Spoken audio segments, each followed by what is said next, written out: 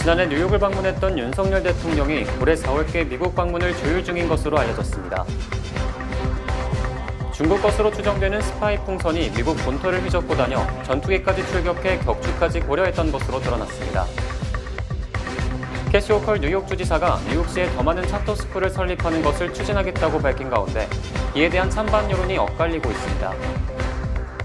뉴욕시 지하철에서 묻지마 칼부림 사건이 발생한 가운데 범인이 아직 잡히지 않아 경찰이 수사에 나섰습니다. 이상은 TKC 뉴스데스크 오늘의 주요 소식입니다. 아름다운 제품에서부터 아름다운 사회를 만들기까지 키스는 뉴욕에서 시작하여 현재는 전 세계 12,000명의 직원들과 함께 끊임없이 도전하는 기업입니다.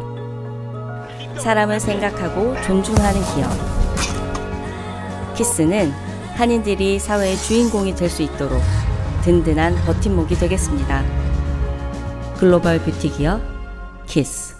뉴욕 주민들은 빠른 것을 좋아합니다. 코비드-19에도 빠른 조치가 중요합니다. 증상이 있는 경우 빠르게 검사와 치료를 받으세요. 치료는 빠를수록 좋으며 중증 질환 예방에 도움이 됩니다. 그러니 빠르게 조치하세요. 65세 이상과 기저질환자는 더 서두르세요. 검사 및 치료는 담당 의료 서비스 제공자 또는 212-268-4319로 전화하십시오. 기억하세요. 코비드-19 백신은 바이러스로 인한 중증 질환을 예방하는 최선의 방법입니다. 오늘 nic.gov/백신 파인더를 방문하세요. 시청자 여러분 안녕하십니까? 2월 3일 금요일 TKC 뉴스데스크 첫 번째 소식입니다. 지난해 뉴욕을 방문했던 윤석열 대통령이 올해 4월께 미국 방문을 조율 중인 것으로 알려졌습니다. 한국 정부 소식통은 지난해 5월 바이든 대통령의 방안에 대한 답방 형식으로 바이든 대통령의 초청으로 4월 국빈 방문을 추진하고 있다고 밝혔습니다. 윤 대통령은 지난해 5월 한국에서 바이든 대통령을 만난 데 이어 지난해 9월 유엔 총회 참석 때 바이든 대통령을 잠깐 만났었습니다. 만약 국빈 방문이 성사된다면 2011년 이명박 전 대통령 이후 12년 만에 국빈 방문이 됩니다. 바이든 대통령은 코로나19 팬데믹 상황에서 취임해 대면 정상회담을 자제해왔고 지난해 12월 처음으로 마크롱 대통령이 국빈 방문을 했고 윤 대통령의 국빈 방문이 성사되면 대통령 취임 뒤 두 번째 국빈이 됩니다. 하지만 한미동맹 70주년 기념일은 올해 9월이며 휴전일은 7월이기 때문에 국빈 방문은 7월께로 미뤄질 가능성도 배제할 수 없습니다. 중국 것으로 추정되는 스파이 풍선이 미국 본토를 휘젓고 다녀 전투기까지 출격해 격추까지 고려했던 것으로 드러났습니다. 국방부는 며칠 전 풍선 형태의 고고도 정찰기구가 미국 본토에 진입한 것을 탐지해 공군기를 출격시켜 추적하는 등 면밀히 감시하고 있다고 밝혔습니다. 이 스파이 풍선에 대해 익명을 요구한 국방부 고위 당국자는 이 정찰기구가 중국 것임을 확신한다. 분명히 정찰을 위한 풍선이며 항적을 검토한 결과 민감한 군사시설 등을 지나갔다고 설명했습니다. 특히 국방부는 이 스파이 풍선이 핵미사일 경납고가 있는 몬태나주 맘스토롬 공군기 지위를 지날 때 전투기로 격추까지 검토했던 것으로 드러났습니다. 국방부는 격추 명령에 대비해 몬태나주 빌링스 공항을 폐쇄하고 F-22 전투기를 배치시켰으나 잔해 추락에 따른 민간인 피해 등을 우려해 격추 계획을 철회했습니다. 또 바이든 대통령은 격추 지시를 심각하게 검토했으나 마크 밀리 합참의장이 물리적 공격은 절대 안 된다고 건의한 것으로 밝혀졌습니다. 캐시 호컬 뉴욕 주지사가 뉴욕시에 더 많은 차터스쿨을 설립하는 것을 추진하겠다고 밝힌 가운데 이에 대한 찬반 여론이 엇갈리고 있습니다. 캐시 호컬 뉴욕 주지사는 지난 1일 2023에서 2024 회계연도 예비 행정 예산안 발표에서 현재 275곳으로 제한되어 있는 뉴욕시 차터스쿨 지역 상한을 완화해 뉴욕시에 더 많은 차터스쿨을 설립하겠다고 밝혔습니다. 이어 문을 닫았던 차터스쿨들도 다시 라이센스를 신청할 수 있도록 하며 차터스쿨 학생 1명당 정부 지원금을 4.5%까지 인상시킬 계획이라고 말했습니다.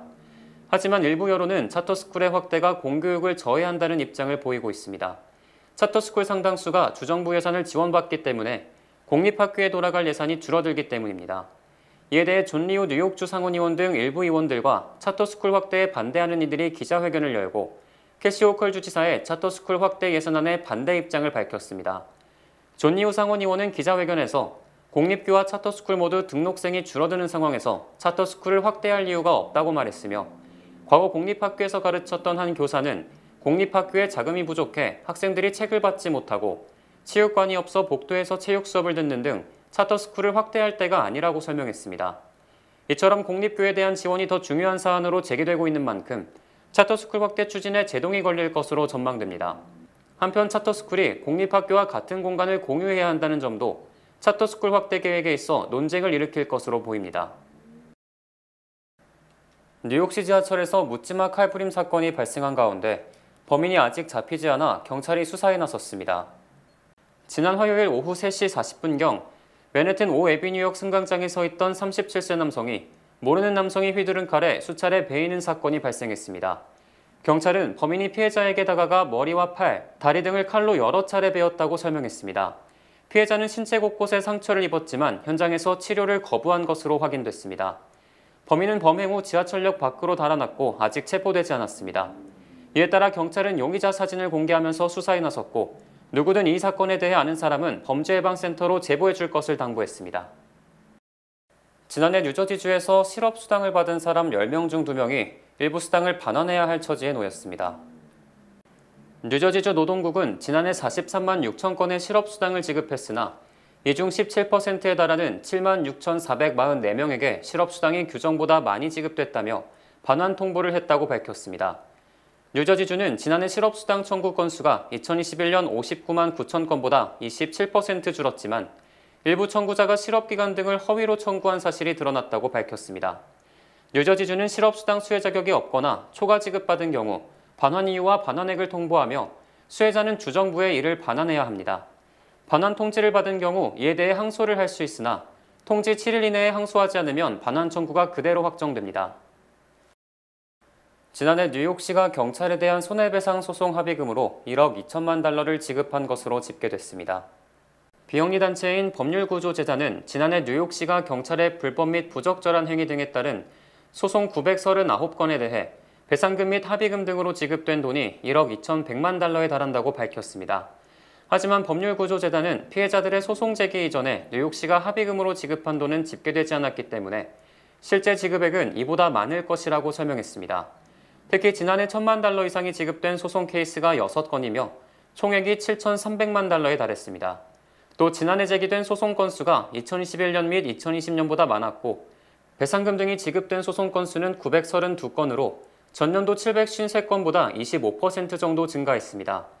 뉴욕시 경찰은 직무 수행에 따른 소송에 피소될 때 경찰 개인이나 경찰 예산에서 배상금 등을 지급하는 것이 아니라 별도로 편성된 예산에서 지출하게 됩니다.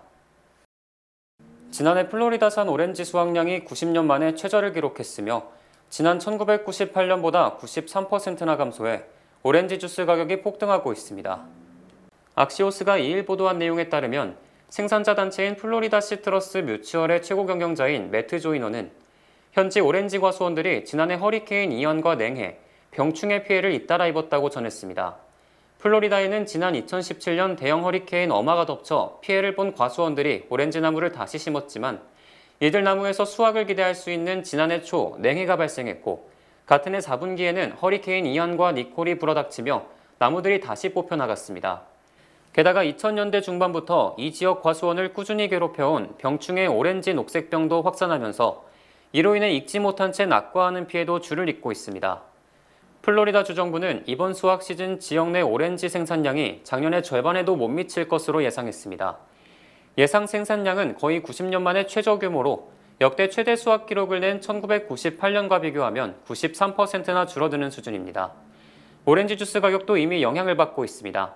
비농축 주스는 2016년 이후 20% 이상 오른 상황입니다. 한인 신생아가 최근 5년간 지속적으로 줄어들고 있는 것으로 나타났습니다. 연방질병통제예방센터는 지난 2021년 아버지나 어머니 중 한쪽 또는 양쪽 모두가 한인인 신생아가 16,465명이 태어났다고 발표했습니다. 이 중 아버지와 어머니가 모두 한인인 신생아가 6,065명, 어머니만 한인인 경우가 6,614명, 아버지만 한인인 경우가 3,786명으로 집계됐습니다. 이는 지난 2020년 16,588명보다 약 123명, 0.7% 줄어든 것이며 6년 전인 2016년 19,991명보다 3,526명, 17.6%가 급감한 것입니다. 특히 2016년 이후 5년 연속 한인 신생아가 지속적으로 감소해왔으며 이는 전국 신생아가 2021년 전년보다 증가한 것과는 상반되는 양상입니다. 또 부모가 모두 한인인 신생아는 2016년 8,380명에서 2021년 6,065명으로 5년 전보다 2,300명이 감소했습니다. 이처럼 한인 신생아가 줄어든 것은 원정 출산이 감소한 것도 원인으로 추정됩니다. 바이든 대통령이 러시아에 우크라이나 영토 20%를 줄 테니 종전을 하자고 제안했다는 보도가 나왔으나 백악관은 이를 전면 부정했습니다. 스위스의 한 언론 매체는 독일 정부 고위 관계자를 인용해 윌리엄 번스 CIA 국장이 지난달 러시아를 비밀리에 방문해 종전안을 제안했다고 보도했습니다. 이 매체는 우크라이나만 방문한 것으로 알려진 번스 국장이 러시아도 방문해 우크라이나 영토의 20%를 러시아에 줄 테니 전쟁을 끝내자는 제안을 했다고 주장했습니다. 우크라이나 영토의 20%는 현재 러시아가 자국 영토로 병합했다고 주장하는 우크라이나 동부 돈바스 지역과 비슷한 너비로 미국이 기존 러시아 점령 지역을 러시아 영토로 기정사실화한다는 것을 의미합니다. 하지만 이 매체는 러시아와 우크라이나가 모두 이 제안을 거부했다고 밝혔습니다. 이에 대해 백악관은 이 보도는 전혀 사실이 아니라고 전면 부인했으며 크렘린궁 역시 보도 전체가 장난질이라고 부인했습니다. 제롬 파월 연준 의장이 앞으로 2차례 이상 금리를 더 올릴 것이라고 밝혔지만 시장은 이를 믿지 않고 조만간 금리 인상을 중단할 것이라는 기대가 확산되고 있습니다. 월스트리트저널은 파월의 금리 인상 지속 기조를 밝혔음에도 시장은 이를 불신하고 주식, 가상화폐 등 위험 자산의 투자에 높은 수익을 올리고 있다고 보도했습니다. 골드만삭스는 이익을 내지 못하는 정보기술 기업들의 주가를 분석한 결과 이들 기업 주가가 지난해 급락에서 벗어나 올 들어 28% 급등했다고 밝혔습니다. 이는 스탠더드 앤 푸어스 500 지수가 같은 기간 8.9% 오른 것과 비교하면 고위험 자산이 3배 이상 높은 수익을 올린 것입니다. 월스트리트저널은 주식, 채권, 가상화폐 투자자들이 제롬 파월 연준 의장의 경고를 블러핑, 즉 허풍으로 생각하고 위험 자산에 돈을 걸고 있다고 분석했습니다. 특히 파월 의장이 금리를 최소 2차례 더 인상하는 것은 물론 올해는 금리를 내리지 않을 것이라고 발표했음에도 불구하고 시장에서는 3월에 한 번 금리를 인상하고 연말에 금리를 올릴 것이라는 인식이 커지고 있습니다. 채권 금리가 하락하면서 모기지 금리가 동반 하락해 지난해 9월 이후 처음으로 5%대로 떨어졌습니다. 30년 만기 모기지 금리는 이번 주 초 6.21%로 시작했으나 제롬 파월 연준 의장이 인플레이션이 둔화 기미를 보인다고 언급함에 따라 10년물 국채 금리가 내리면서 동반 하락했습니다. 이에 따라 모기지 금리는 어제 5.99%로 하락했으며 이는 지난해 9월 이후 처음으로 6% 아래로 떨어진 것입니다. 모기지 전문가들은 연준이 신중한 통화 정책 행보를 이어갈 것으로 보여 모기지 금리도 5%대를 보일 가능성이 있지만 가까운 시일 내에 4%대로 떨어지기는 힘들 것이라고 전망했습니다. 반면 국채 모기지 업체 프레디맥은 모기지 금리가 4주 연속 하락했지만 어제 6.09%라며 아직 5%대로 하락하지는 않았다고 밝혔습니다. 라스베가스 교통사고 현장에서 시민과 경찰이 정신을 잃은 운전자를 가까스로 구해낸 일이 있었습니다. 차에서 연기가 뿜어져 나오는 긴박한 순간 벌어진 구조 작업이 영상에 그대로 담겼습니다. 신정은 기자입니다. 미국 서부 라스베이거스의 한 도로. 흰색 승용차가 도로사의 야자술 들이받고 그대로 멈춰 있습니다. 운전자는 의식을 잃고 몸을 가누지 못합니다. 주변을 지나던 한 관광객이 경찰과 함께 운전자 구조에 나섭니다. 차량에선 검은 연기가 뿜어져 나오고 곧 불이 날 것 같은 위험한 상황. 사고 현장 주변에 있던 사람들은 얼른 뒤로 물러나라며 비명을 지릅니다. 하지만 관광객과 경찰은 물러나지 않고 위험을 무릅쓴 채 운전자를 힘껏 끌어냅니다. 차량에 무섭게 불길이 번지는 일촉즉발의 순간 간발의 차이로 운전자를 구해냈습니다. I continued to drag him back away from the car. As I did that, it began more flames, more smoke coming out of the vehicle before it became engulfed. If we weren't there, I think he would have been burned in the vehicle. 망설임 없이 구조에 나선 관광객은 당시 아내와 여행을 하던 중이었습니다. 자신 또한 위험에 처할 수 있는 아찔했던 상황이었지만 구조가 최우선이었다고 말합니다. And I don't hear very well, or sometimes act like I don't. So maybe I probably should have listened to him, but I tried to help. 사고를 낸 차량 운전자는 음주운전 혐의를 받고 있으며 생명에 지장이 없는 걸로 알려졌습니다. SBS 신정은입니다. 주요 단신 전해드립니다. 연방하원을 장악한 공화당이 민주당 소속으로 일한 오마르 의원이 국가안보에 위협이 될 수 있다며 하원 외교위원회에서 전격 축출해 논란이 일고 있습니다. 연준의 기준금리 0.25%포인트 인상 뒤 1219원대로 급락했던 원달러 환율이 어제 다시 약 12원 상승해 1232원으로 마감됐습니다. FBI가 지난달 기밀문서 10여 건이 발견된 마이크 펜스 전 부통령의 자택에 대해 며칠 내 압수수색을 실시할 것으로 알려졌습니다. 지난해 뉴욕시 3.11에 접수된 홈리스 관련 민원이 무려 7만 건을 넘었으며 맨해튼 지역이 4만 5천 건으로 가장 많았고 퀸즈 지역도 약 14,000건에 달했습니다. 지난 1일 오후 7시쯤 스탠튼 아일랜드 쇼핑몰의 보석상에 남성 2명이 침입해 약 10만 달러에 달하는 고급 시계 6개를 훔쳐 달아났습니다. 에브리케어 인공눈물에서 박테리아가 검출돼 1명이 숨지고 12개 주에서 55명이 실명 또는 시력 저하 피해를 입은 것으로 밝혀져 에브리케어 측이 판매를 중단했습니다.